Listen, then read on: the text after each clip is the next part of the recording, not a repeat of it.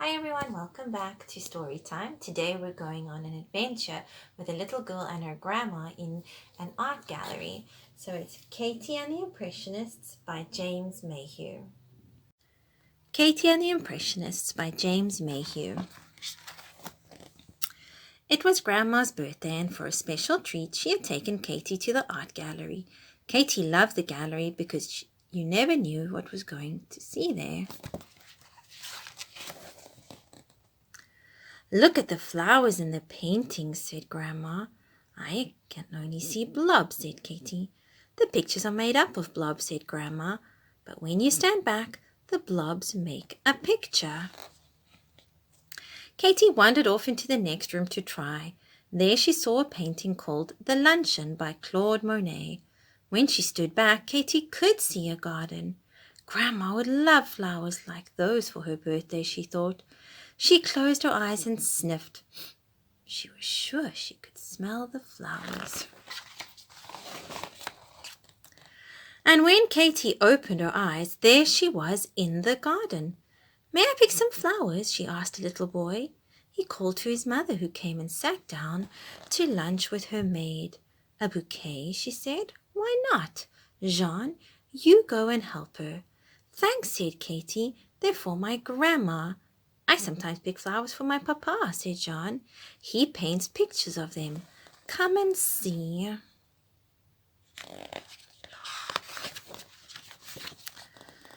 Jean took Katie to a room full of pictures, like a small gallery.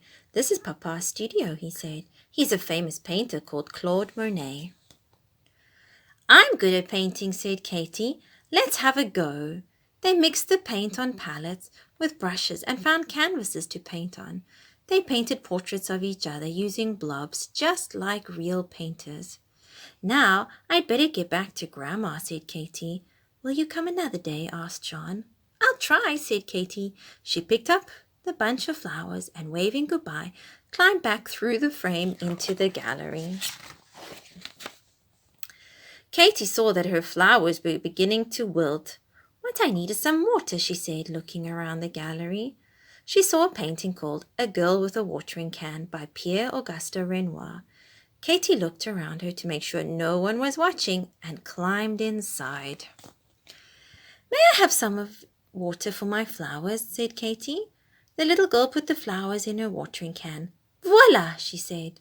But the flowers still drooped and flopped over. Come and pick some more, said the girl. So Katie and the girl trampled through the garden picking flowers. Katie pretended it was a jungle and that she was a panther chasing the girl. Suddenly there was a terrible scream. It was the girl's mother. You have ruined my garden, she shouted. It wasn't me, said the girl, it was her. And she pointed at Katie. Come here, you naughty child, said the mother. But Katie ran for the picture frame and leapt into the gallery, leaving the flowers scattered behind her. Katie sighed. She didn't dare go back to fetch the flowers.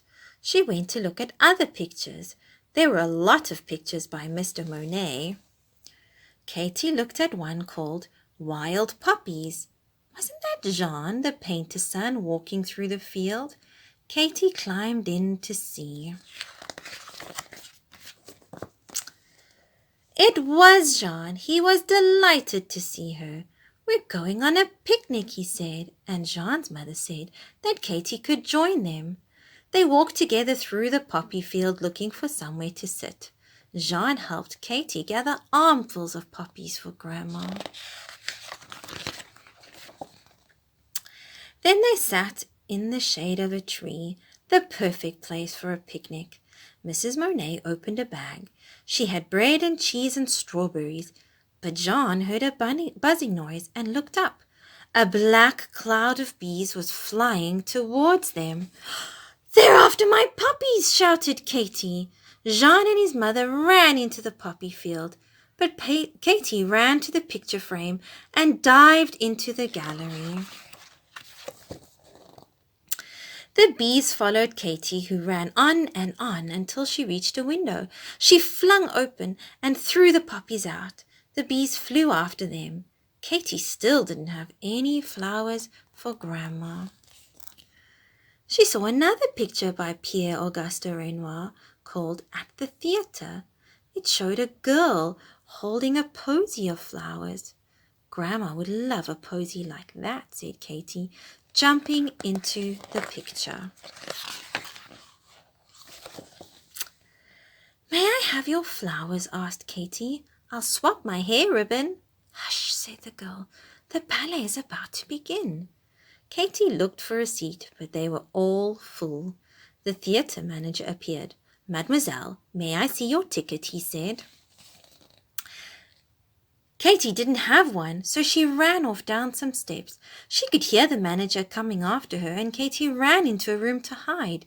It was full of people in colourful costumes who shouted at Katy, so she ran away from them towards some bright lights and the sound of music. Katy pushed past heavy velvet curtains and found herself on a stage.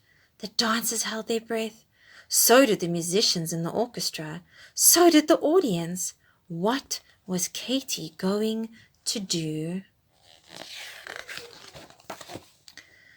Katy danced. The music started up again and Katy pranced all around the stage. How the audience loved her. They'd never seen anyone dance so strangely before. They cheered and clapped and threw flowers. Hundreds of flowers fell upon Katy as she twirled around. Well done, the audience shouted. Bravo! When the music stopped, Katy curtsied and gathered up her flowers. The manager rushed over to her. My dear, you have such talent. Katy blushed. I just jumped around a bit, really, she said. You must dance every night. You will be famous, said the manager. Thanks, but it's Grandma's birthday, said Katy. I must get back. Backstage, Katy saw a frame leading to the gallery. That's not the frame I came through, she said. These dancers must be in a different picture by another artist. I wonder which one. She gathered up her bouquet and climbed through the frame into the gallery. Katy looked back at the picture. Dances in Blue by Edgar Degas, she read. I wonder if I would have been painted if I'd stayed still long enough, she said. Then Katy ran over to her grandma and gave her the flowers. Happy birthday, Grandma. Oh, I say, said Grandma, wherever did you get these lovely flowers? Katy laughed. But what was that in her pocket? It was a paintbrush. Mr. Monet will need that, she thought.